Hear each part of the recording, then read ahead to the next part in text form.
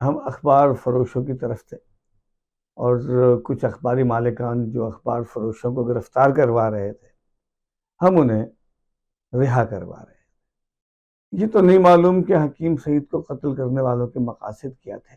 ایسا عجیب و غریب معاملہ تھا کہ حکیم سعید کے مقدمہ قتل میں جو گرفتار کیا جاتا تھا، اس پر پولیس کو انعام ملتا تھا، ترقی ملتی تھی۔ تو اب ہر پولیس پارٹی کی یہ ترجیح ہو گئی کہ کوئی بھی آدمی گرفتار کرے اور اسے کہے کہ حکیم سعید کے قتل میں ہم نے گرفتار کیا۔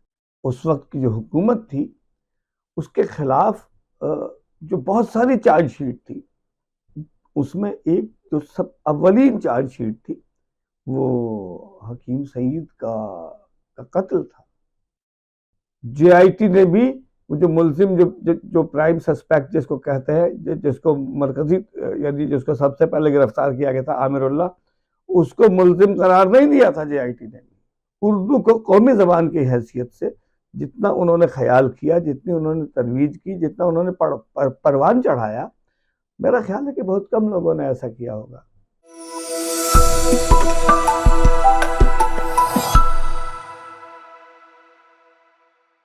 وجوہات کا تو پتہ نہیں کہ حکیم سعید کو کیوں قتل کیا گیا، اور 16 اکتوبر غالباً، یا 16 اور 17 اکتوبر کا درمیان، بلکہ 16 اکتوبر کو اخبارات کی چھٹی ہوتی تھی۔ کچھ اخبار والے ہی کہتے تھے کہ 16 اکتوبر کو چھٹی ہونی چاہیے، کچھ کہتے تھے کہ نہیں ہونی چاہیے۔ تو ایک تنازع چل رہا تھا اخبار فروشوں اور اخبار مالکان کے درمیان، اور اخبار مالکان نے کچھ اخبار فروشوں کو گرفتار کروا دیا۔ ہم بطور کارکن کے ہم اخبار فروشوں کی طرف تھے، اور کچھ اخباری مالکان جو اخبار فروشوں کو گرفتار کروا رہے تھے، ہم انہیں رہا کروا رہے تھے، اور یہ شام سے یہ کام جاری تھا۔ میرے ساتھ اخبار فروشوں کا ایک جو سرکردہ آدمی تھا، راشد مسعود نام تھا، وہ بھی تھا، اور ہم نارتھ ناظم آباد کے اخبار فروشوں کے ساتھ موجود تھے۔ اور یہ رات گئے کہہ لیجئے یا علت صبح کے لیے یہ وقت تھا۔ پیجر کا زمانہ تھا، موبائل فون بہت زیادہ نہیں تھے۔ پیجر پہ یہ اطلاع موصول ہوئی کہ صدر کے علاقے میں کوئی بڑا کام ہوا ہے، کوئی بڑی واردات ہے۔ اور پھر اپنے گڈ سورسز سے جب پتہ کیا تو معلوم ہوا کہ حکیم سعید پر حملہ ہوا، اور ہم سیدھے یہاں پہنچے۔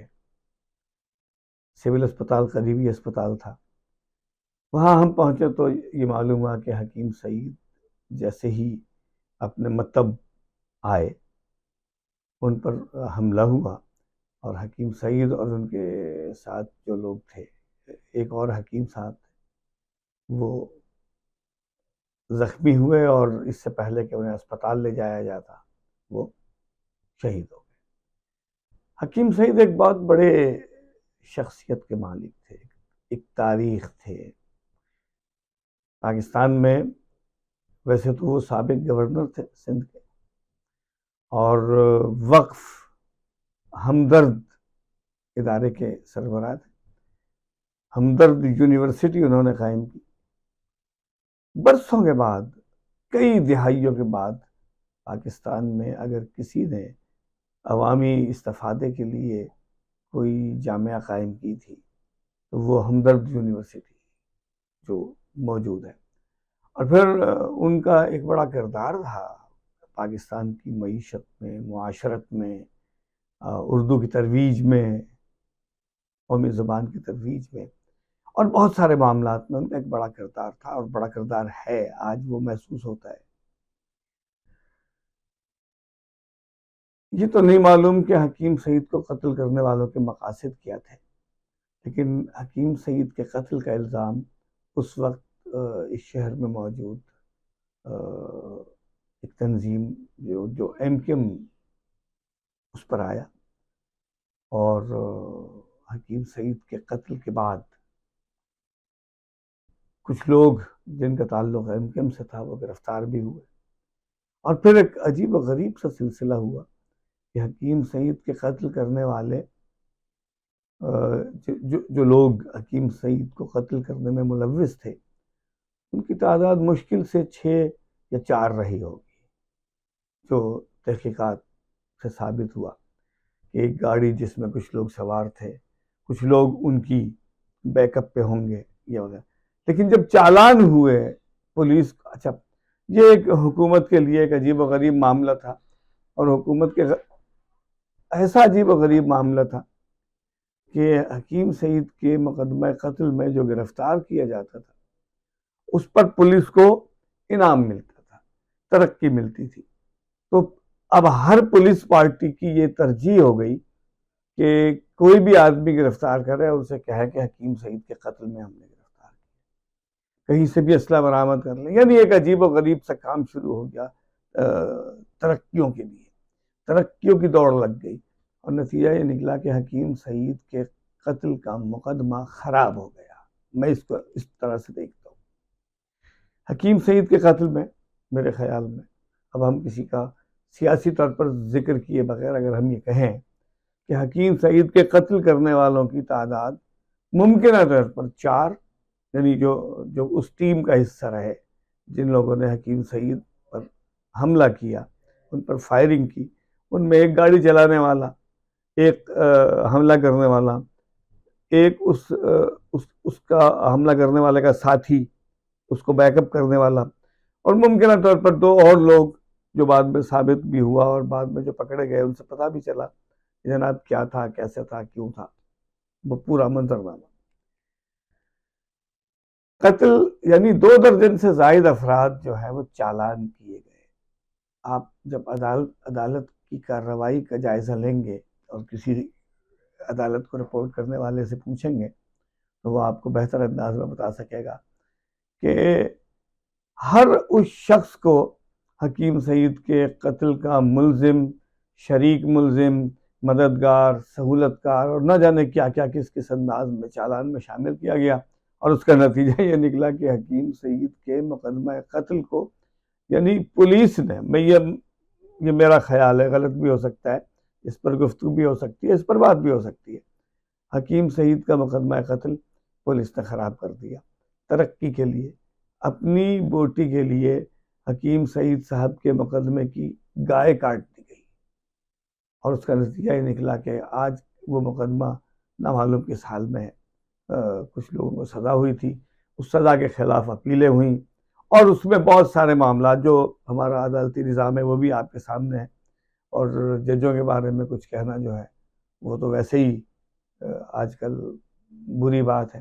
اچھا، بہت سارے لوگ ججوں کے بارے میں بہت ساری باتیں کہہ رہے ہیں، ہم قانون کا احترام کرتے ہیں، اس لیے ججوں کے بارے میں کچھ نہیں کہتے۔ تو حکیم سعید کا مقدمہ قتل جو ہے میرے خیال میں پولیس کے تفتیشی نظام کی ناکامی اور عدالت کے نظام کی غفلت، عدم توجہی کی نظر ہو گیا، اور صرف ایک حکیم سعید ہی نہیں، بہت سارے ہائی پروفائل مقدمے جو تھے وہ اسی راستے پر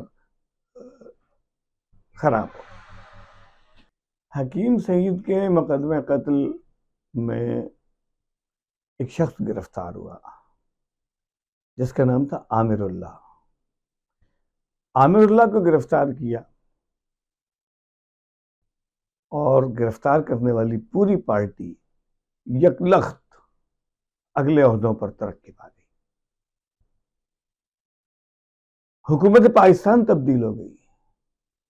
اس وقت کی جو حکومت تھی اس کے خلاف جو بہت ساری چارج شیٹ تھی، اس میں ایک جو سب اولین چارج شیٹ تھی وہ حکیم سعید کا قتل تھا۔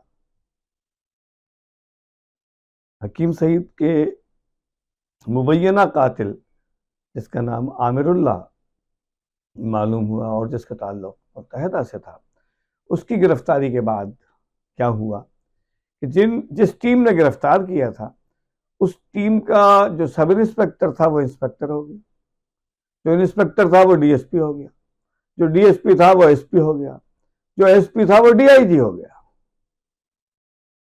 یعنی ایس پی کراچی وسطی فاروق امین قریشی اچانک ڈی آئی جی ہو گئے عامر اللہ کی گرفتاری کے بعد۔ اور جو ڈی ایس پی تھا ان کا نام تھا، دیکھیں میرے ذہن سے نکل رہا ہے، سرہندی، غالباً فرید جان سرہندی، وہ ڈی ایس پی جو تھے وہ ایس پی ہو گئے۔ اور جو انسپیکٹر تھے قمر احمد غالباً ان کا نام تھا، وہ ڈی ایس پی ہو گئے، اور جو سب انسپیکٹر تھے وہ انسپیکٹر ہو گئے۔ یعنی اس پورے ایپیسوڈ نے پھر حکیم سعید کے مقدمہ قتل میں مدد کرنے والے سہولت کار اور اس سے تعلق رکھنے والے کہ جی یہاں سے ملزم نے پان کھایا تھا، یہاں سے ملزم نے میٹھی چھالیاں لی تھی، یہاں سے ملزم نے سگریٹ لیے تھے، وہ سارے گرفتار ہوئے، اور ان ساری گرفتاریوں پر ترقیاں ہوئیں۔ ایک عجیب و غریب سسٹم تھا، اور ایک معاملہ جس نے مقدمہ خراب کیا۔ میں عرض کر رہا ہوں کہ حکیم سعید کو کوئی 2 درجن سے زائد لوگوں نے قتل نہیں کیا تھا۔ حکیم سعید کو یعنی گھات لگا کے 2 3 4 لوگوں نے قتل کیا، لیکن آپ کسی عدالتی کارروائی کا جب جائزہ لیں گے تو 2 درجن سے زائد لوگ حکیم سعید کے مقدمہ قتل میں چالان ہوئے، اور وہ چالان کیا ہوئے؟ مقدمہ خراب ہو گیا، نہ مقدمہ چل سکا، نہ کسی کو قرار واقعی سزا ہوئی۔ اگر ہوئی ہو تو بتا دیجیے۔ پھر ایک اور واقعہ ہوا اس میں کہ ایک بڑا شور سنتے ہیں کہ جے آئی ٹی ہوگی، جوائنٹ انٹروگیشن ٹیم ہوگی۔ جوائنٹ انٹروگیشن ٹیم جو ہے وہ تفتیش میں مدد کے لیے ہوتی ہے۔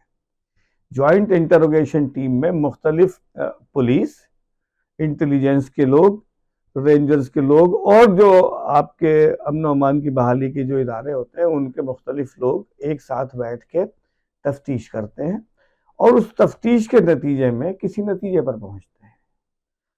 یہ بھی میں آپ کی اطلاع کے لیے عرض کروں کہ جے آئی ٹیم کی کوئی قانونی حیثیت نہیں ہے۔ جے آئی ٹی جو ہے، جس کو ہم بڑا ایک عجیب و غریب سا منظرنامہ بیان کرتے ہیں کہ جی جے آئی ٹی بن گئی اور جے آئی ٹی نے یہ رپورٹ کیا ہے۔ جے آئی ٹی نے بھی جو ملزم جو پرائم سسپیکٹ جس کو کہتے ہیں، جس کو مرکزی یعنی جس کو سب سے پہلے گرفتار کیا گیا تھا عامر اللہ، اس کو ملزم قرار نہیں دیا تھا جے آئی ٹی نے۔ لیکن جے آئی ٹی ہوئی، اور پھر جے آئی ٹی کا ایک بڑا شور ہوا اور میڈیا ٹرائل ہوا، اور اس کا نتیجہ میں سمجھتا ہوں حکیم سعید کا مقدمہ قتل جو ہے وہ خراب ہو گیا۔ یعنی ایم کے ایم کے خلاف ایک آپریشن کی سی کیفیت ہو گئی۔ یعنی جو پاکستان سے محبت کرنے والے لوگ تھے، جو حکیم سعید کے چاہنے والے لوگ تھے، حکیم سعید ایک یعنی پاکستان کی ایک علامت تھے۔ بیرون پاکستان جو چیزیں پاکستان کی یاد دلاتی ہیں، آپ کچھ بھی کہیں، اس میں سے روح افزا ایک ہے، اور روح افزا جو ہے وہ ہمدرد کی پروڈکٹ ہے۔ میں نے اپنی آنکھوں سے امریکہ کے اس علاقے میں جس کو مینہٹن کا علاقہ کہتے ہیں، وہاں روح افزا کے اشتہار دیکھے ہیں بھائی، اور مجھے مطلب ہمدرد سے کوئی لینا دینا نہیں ہے، لیکن مجھے اچھا لگا کہ میرے ملک کی ایک پروڈکٹ جو ہے روح افزا کا اشتہار جو ہے وہ مینہٹن میں کے رنگا رنگ بڑی بڑی عمارتوں پر روح افزا لکھا ہوا ہے، اور مشروب مشرق اور ہمدرد روح افزا۔ آپ روح افزا یعنی 2-3 چیزیں ہیں جو بیرون پاکستانیوں کو اچھی لگتی ہیں۔ آپ اس سے موضوع سے ہٹ کے تھوڑی سی بات ہے، لیکن اور یہ مارکیٹنگ کے حوالے 2-3 چیزیں ہیں جو آپ بیرون پاکستان اگر آپ کو جانے کا موقع ملے تو وہاں پاکستان کے نام سے پاکستان کی شان، اور آپ کو اچھا لگے گا سننے میں، دیکھنے میں اچھا لگے گا کہ بھائی میں نے جو عرض کیا مجھے بہت اچھا لگا تھا کہ مینہٹن کے علاقے میں روح افزا کا اشتہار ہے، اور بہت اچھا لگا کہ بھائی ہماری کوئی چیز بھی مطلب یہاں ٹھیک ہے. تو حکیم سعید جو تھے انہوں نے جس انداز سے ہمدرد میں پاکستان اور پاکستانیوں کی خدمت کی، اردو بولنے اور اردو لکھنے اور اردو کی زبان کی ترویج کے لیے جس کام کیا. یہاں اردو کا مطلب یہ نہیں ہے کہ وہ کسی اور زبان کے خلاف تھے، ایسا نہیں ہے. اردو کو قومی زبان کی حیثیت سے جتنا انہوں نے خیال کیا، جتنی انہوں نے ترویج کی، جتنا انہوں نے پروان چڑھایا، میرا خیال ہے کہ بہت کم لوگوں نے ایسا کیا ہوگا. اور جب حکیم سعید کا قتل ہوا تو حکیم سعید کے قتل کا الزام جن لوگوں پر آیا ان پر اثر تو پڑا تھا. ایک پوری آپریشن کسی کیفیت تھی. متحدہ قومی موومنٹ کے کئی کارکنان کے خلاف اور کئی لوگ، مطلب پھر تو ایک سلسلہ شروع ہو گیا نا. کچھ تو ہوتے ہیں محبت میں جنوں کے آثار، اور کچھ لوگ بھی دیوانہ بنا دیتے ہیں.